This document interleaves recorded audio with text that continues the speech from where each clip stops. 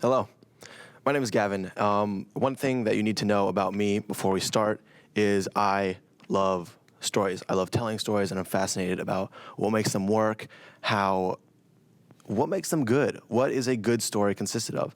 And every story ever has 5 key components. It has your characters, who's in the story, the setting, where does the story exactly take place, a conflict, what goes wrong in the story, raising of the stakes, which means how does the worse go even to more worse, and the resolution, how does the story end? Without these 5 things, you have a boring story. Think of a movie, any movie what's your favorite movie? And then identify those 5 things in that movie. Over quarantine, we've had a lot of time to just do whatever, and I have sincerely been doing whatever. I've always been I'm about to nerd out on you, so I apologize. But I've always been a big fan of Star Wars, and through quarantine, I've had a lot of time to dive into the actual story of Star Wars. It's a lovely story. It's strange. It's a fantasy story about rebellion, conflict, and hope, and I love it. It's really good. I'm sure you've all seen the original 3 Star Wars movies. A New Hope, it's pretty good. Empire Strikes Back, cool, and Return of the Jedi. Hope I said those right, or else that'd be embarrassing, and we don't want to be embarrassed here. After that, those are the core. That's where Star Wars entered the world. We have a story about Luke Skywalker, who's a nobody, who goes from a farmer boy to becoming a Jedi warrior, who goes on to save his sister and the entire galaxy from the evil clutches of Darth Vader. A couple years later, we get some more Star Wars movies. We get the prequels, which were awesome. I like the prequels. Don't care what you say. The new ones, they were part of the story, so that's cool. I'm sure a lot of us have seen, like I said, a lot of us have seen the Star Wars movies. But some of my favorite Star Wars moments are not from the movies. There's a lot of comics out there. There's a lot of TV shows out there. And some of my favorite characters are from the comics and the TV shows.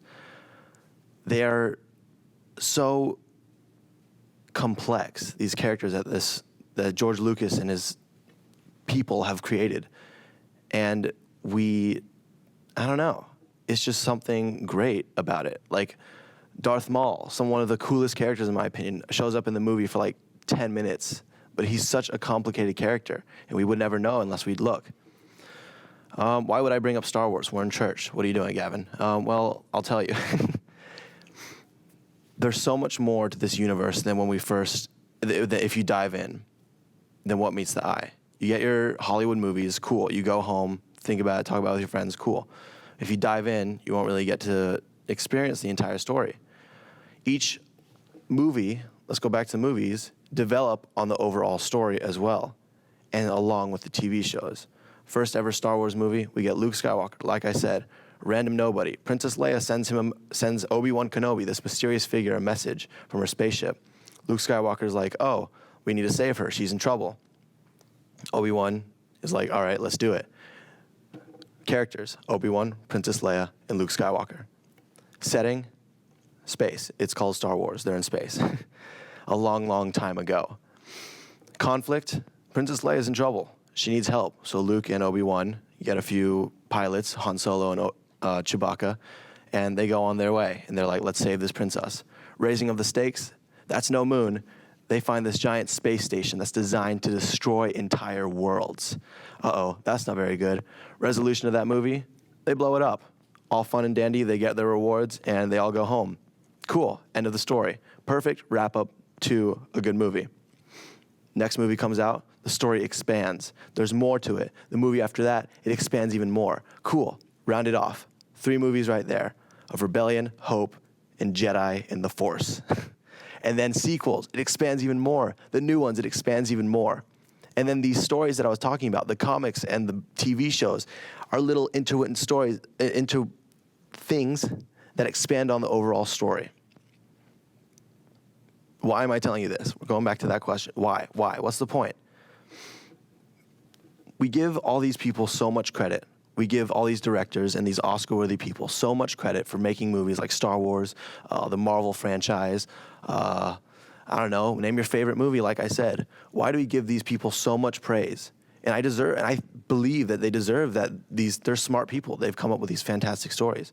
But why is it that we're like, oh, you are so smart, you are so creative, you're so good, here's all this rewards and all this money. But then we turn around and we're like, God, why is this happening to us? What if I told you that you were in the best movie ever right now? I know, it's pretty insane. But you are.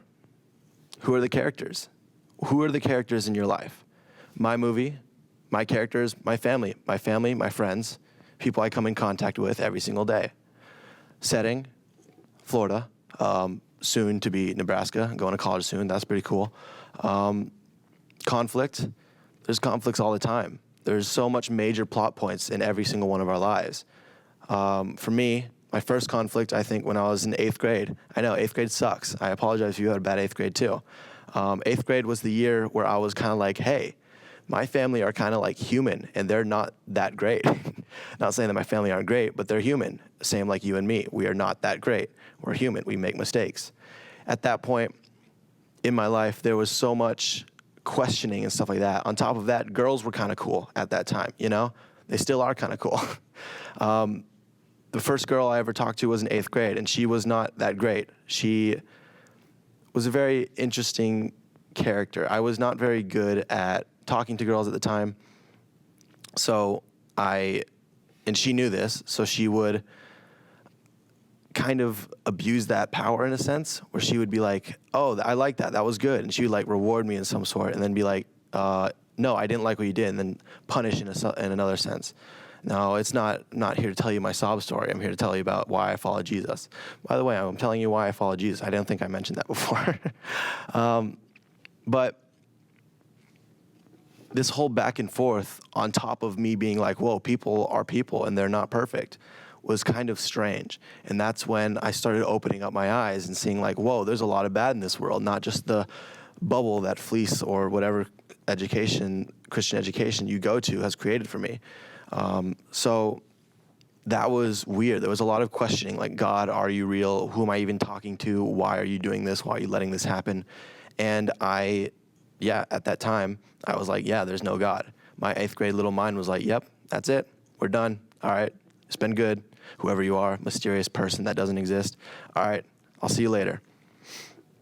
Luckily, a man named Mark Reams hunted my parents down and told them, hey, I have this thing going on called Mountaintop. I want your son to go. Of course, I was like, no, I don't want to. But they went behind my back and forced me to go, and I'm actually very happy they did. Like I said, we're in a story that's being written. If that didn't happen, I honestly don't know where I would be. Not here, that's for sure. But through this experience of going to a mountaintop with all these other people who are either questioning as well or being like, yeah, God is real, and I truly believe that. It was a very eye-opening experience to being like, whoa, he lets this happen because he's telling a story. He does not make these things happen. That's a very common misconception that a lot of people have. I have discussions like, why does he do these things? He's not doing these things. We live in a sinful world. That is part of the overall story of humanity. Characters, all of us. Setting, planet Earth, moon, maybe Mars, I don't know. What's the conflict of this whole story? Well, there's a place called Garden of Eden. Adam and Eve, they're frolicking, doing whatever they did. I'm not too sure. They were tending to the garden when one day Eve is walking past the tree of life, the one place that God told her not to eat the fruit from. While she's walking past, this dude named Satan or Lucifer, Lucifer, Satan, same person. He was like, hey, he was disguised as a snake and saying, hey, you want the powers of God? She was like, that sounds kind of cool. Yeah. So Satan was like, all you need to do is eat this apple. Why do you think God doesn't want you to eat it? He's scared that you will destroy him once you have his powers. She was like, okay, cool. Yeah, let's have the powers of God. Let's do this thing. Took a bite, gave an apple to her husband. Boom. Sin is introduced into this world. We are now born into sin, and it is now human nature to sin. Conflict, like I said. Raising of the stakes. What is the raising of the stakes in all this? We have a pretty big conflict. Well, it happens all the time. What is Every single day, the stakes are raised, whether it's another world war, another war in general, social injustice, all this stuff. These are all raising of the stakes. What is the resolution? Thankfully, we already know the resolution. We know that God is going to come back and take us home. He's going to take us home, and that is the resolution, and that is what we need to look forward to. But I go back to my question that people often ask. Why does he let these things happen? Go back to your favorite movie. For me, I know I was on Star Wars for a little bit, so we'll continue with that. If you look at the character of Luke Skywalker again, and we see the development that he went, farmer to Jedi. Simple cut, right? But if we look at how he got to being the Jedi Master that we knew him and know him today as, farmer boy, cool, finds Obi-Wan to train him as a Jedi Master. Awesome, cool. His Jedi Master dies. Oh no. Next movie rolls around, your training's not done. Go visit Master Yoda. Okay, I'll do that. Goes to Master Yoda, starts training with him, gets a vision that his friends are in trouble. I need to save them. Okay, Master Yoda's like, if you leave, you're in serious trouble. You're not ready to leave. You're not ready to fight. Luke's like, my friends are in trouble, whatever, Goes there. Sorry, spoiler alert, if you haven't seen Star Wars. He finds out that the big guy that we've been running from this whole time is his father. What? That's insane. Next movie rolls around. He gets his hand cut off in that movie. And then the next movie comes around. He goes to save his friends again because he didn't do it 100%. He did like 50%. He saved 2 of them out of 3. So he's halfway there. But he goes to save the last half, and we see that he has become a full Jedi Master. But his story is not done. He goes and confronts the Emperor, the man who his father is now working for. It's insane, I know. But try to keep your heads on. Darth Vader, the man who we've been running from, is like, he's my son. I can't let this happen to him. Picks up the Emperor and throws him to his doom. Wow. Now that is a character arc. But that's so much more. When you think of it in that sense of farmer to Jedi, there's no way that we can do that without all of this conflict and all of this story that's going on. Now, go back to your favorite movie, like I keep saying to do. Think of the conflict of that movie. Now, remove it. Honestly, if movies would not be the same if they had no conflict. Think of how boring the movie Indiana Jones would be if he went to the temple, found the idol, and went home. It'd be a boring movie. There's no conflict, nothing that he has to run from, nothing that he has to retrieve back. No story is like, I woke up, went to the store, bought some food, ate it, came back home, and then I went to sleep. That is a boring day, and I'm sure we've all had days like that. But even in days like that, there are still conflicts that we have. That guy cut me off in traffic. How do I deal with this? Oh, my mom's not calling me, or my mom is calling me too much. How do I handle that? Oh, my friend's not texting me back. How do I handle that? These mini conflicts are what develop us. Now think of you. I can know from when I was in 8th grade, from me being like, God is not real, to now literally speaking to you, there's some intense character development there. Think of your character development. Who were you 5 years ago, and how are you different now? Are you for the better or for the worse? Either way, there has to be a conflict for you to get there. Now, let's take this back to the bigger picture. Why does God let these bad things happen to us? Why does he let these bad things happen to us? If God can see everything, why did he create Lucifer in the first place? All these really good questions that I still really don't know the answer to, and I'm sure nobody really does. But what I assume and what I know is that we would not know the true character of God if it wasn't for these conflicts. He would be this big being in the sky who created everything. Cool. Without conflict, we wouldn't know that he's a compassionate God. We wouldn't know that he's a loving God.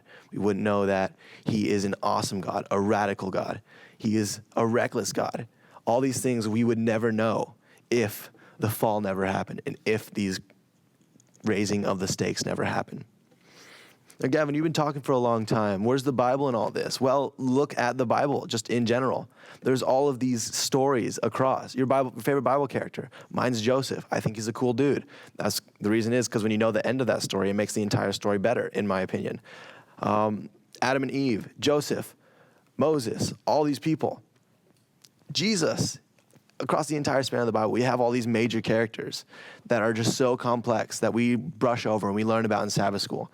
I remember going back and reading some of these stories from when I was really young, and there's a lot of information that just went over my head the first time, because we often forget that these people aren't just characters in a book. They were actually people. They have human nature aspects to it. Think, for example, Samson. Samson's a pretty cool dude. He was big and strong, and his hair was long. Awesome. But Samson was such a complicated character. Think of all of these radical things that he did, that he killed thousands of men with just like a sheep's jaw, or like tearing the doors off of a giant city, losing everything. The reason why he did that wasn't for the glory of God. Each of those things he did because of a woman. Samson was a very, very complicated man. The end result, his greatest achievement, in my opinion, is at the end when he has nothing left. His eyes are gone, his hair is gone. He loses everything to Delilah because he feels like he loves her, but she's just playing him. At the end of it all, they're ridiculing him, spitting on him, throwing stuff at him, calling him names. He is at his end. He's like, Lord, I don't know. Give me my strength back. And he does. And he takes out all the bad people. It's a pretty complicated story and a pretty intense one too. Major characters, complicated characters, right at our fingertips. Literally all of this stuff I'm reading here every single morning, every single day, whether it's in church or whatever. You have your paper Bibles too. I'm sure you have a Bible lying around somewhere. It might be dusty, it might not be, but open it.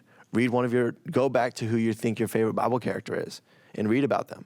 Complicated characters, and think about how would you react in that situation. You could see the character development in Samson alone, from being all about women to, God, I have nothing left, please give me my strength back.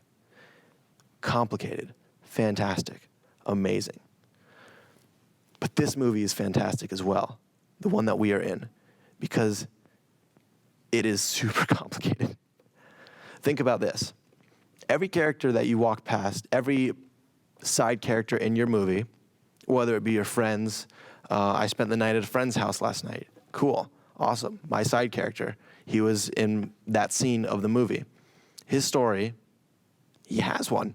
It's just as complicated, if not more. There's no way for me to know. I've known that person for 5 years now. There's no way that you can tell. Think of it even deeper. Someone you hold the door open for at Publix or at Walmart or wherever you're going. That person has their own story. Someone you're cut off in traffic because you're mad at them. Someone I don't know. Every single person you come in contact, that you see, that you bump into in a crowded thing, that picks your pocket, I don't know. They all have their own complicated stories that are just as weird, if not more weird and fantastic than your own. And that is insane. Now, if we go back to the Bible and look at all these side characters, we've been talking about Samson. I like Samson. He's cool. But let's go to Samson's mother. We don't know her name, but one day she was just doing her business, and a man from the Lord, an angel, came and was like, hey, you're barren. You can't have kids, but I want to give you a son that will help Israelites or whoever. I'm sorry, I was not too familiar with that, but help the nation that they were that they were under. They were being oppressed by some vague memory. I apologize. But I want this person to be the hero of this story. And she goes, okay, cool, let me tell my husband. And that's all we really know about her. But to be able to risk everything. And also the angel, I didn't say this, but the angel gave her a ton of rules that are weird. I know for a fact my mom would have just cut off the line at, please don't cut his hair. She's telling me now, she's like, Gavin, quarantine's not been good. You need to cut your hair. I'm like, Mom, the Lord told Samson's mom, and she's like, don't pull that, which I shouldn't. But she's like, don't let him touch dead things. Don't cut his hair. Don't put a razor to his face at all. So I assume he was a very scruggly dude. My beard gets patchy. Hopefully he had a full one so he didn't look half bad. And don't let him drink. Don't let him drink wine. Half those things my mom asked me to do. She doesn't ask me to drink wine. Let me get that clear. She's like, cut your hair, cut your face. You got to do this thing. Shave your beard. All this stuff. Gavin, that cockroach died. Can you please pick it up? I don't like to see that here. Okay. But she was like, Lord, I trust you in all this stuff. I trust that you have a plan, that you have a message, that you have something that you need to be done, and I will be the carrier of this hero. Complicated. She has her own story. She has a name. We don't know it. We don't know the rest of her story. but that was important to Samson's story. Now think of something that's important to your own story. I hear all the time, people are like, I was thinking, you hear stories a lot in like school and like assemblies, maybe at church sometimes. Like, I was on the verge of suicide, but then I went to the supermarket and someone smiled at me and I knew that it was all right and that I was going to be okay. What? That's insane. That's crazy. Think of it. You could be that person who just smiled at someone, changing the course of their story. Most likely that person didn't even talk to the other person that they affected that much. We don't even know if sometimes like they're like, yeah, it was just a random person at school or whatever. We don't know these things. And that person has their own story. It's something insignificant of like you holding the door open for someone that affects and creates a new alternative for that person's story. That's insane. That's complicated. And that is the work of a master artist. It is literally a second person story that you are in, and it is the best movie of all time. Now, going back to the Bible, how? Where does it say this? Gavin, these are all things that you're just assuming, right? No. God says these things. If you're following in your Bible, I don't know why I haven't said anything about the Bible yet, but follow along. John 15, verse 16 says, "You did not choose me." This is Jesus speaking. These are written in red, so you know they're important. "You did not choose me, but I chose you and appointed you so that you may go and bear fruit, fruit that will last, and so that whatever you ask in my Father's name, in my name, the Father will give you." He says it right there. You are the main character. You did not choose me. I chose you for this part of the story. I chose you. Master artist came down and was like, hey, you're the main character, buddy. That's pretty cool. Next verse. Let's do this thing. Proverbs 16, verse 9. "In their hearts, human plan their courses." I do this a lot. "But the Lord has already established their steps." It's written. Your plan is already set and done. He knows that your story is going to be fantastic because he is writing it. Last verse. You all know this one. Jeremiah 29, verse 11. "For I know the plans I have for you, declares the Lord. Plans to prosper you, not to harm you. Plans to give you hope and a future." He says it right there. Is your story going to be, I don't know. What's your story going to be? What's my story going to be? Am I going to be in a romantic comedy? I don't know. Let's hope not. Those kind of are weird. I don't like them too much. But, if it is, it's going to be the best one out there. Is it going to be an action adventure? That'd be cool. Is it going to be just a drama? Probably. Is it going to be a comedy? I'm not too sure. Is it going to be a tragedy? I don't know. We don't know the end of our own stories. But we do know the end of the story. I'm going to leave you with this. For every story and every person you come in contact with, they have a story. You have a story that is currently being written, and the author knows exactly how it's going to end. And he's done something pretty crazy that he tells you how it's going to end as well. Just know, right now you might be in a raising of the stakes moment, or you might be in a conflict moment, or you might just be in a setting moment, a new setting. Sometimes the settings are characters. You might be in a new character. You might be moving to a new place. And all these people you don't even know are like, hey, what's up? I'm a new character in your life. There's your setting and character, brand new there. Whatever you're going through, know that the end result is going to be worth it. Joseph was in prison for 7 to 10 years. And after those 10 years, in a matter of like an hour, he was the second most powerful person in the world. Think about that. God bless.